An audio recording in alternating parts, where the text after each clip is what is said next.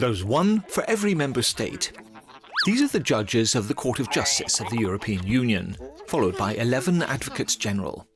The environment, economic and monetary affairs, competition, employment and social affairs, research and innovation, health, and many other areas are regulated by EU law.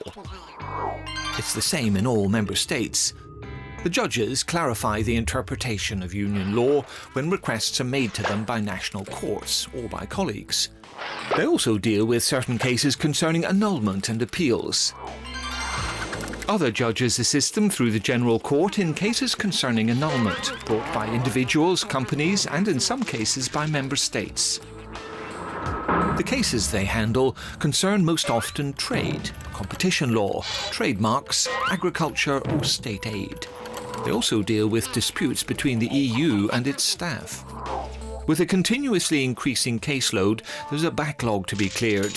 600 cases a year before 2010 grew to 912 in 2014.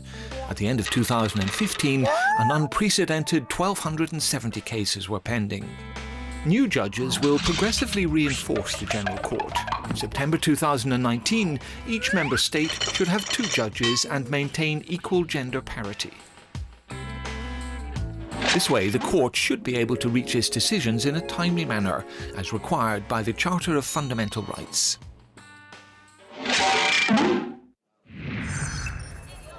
It seems to be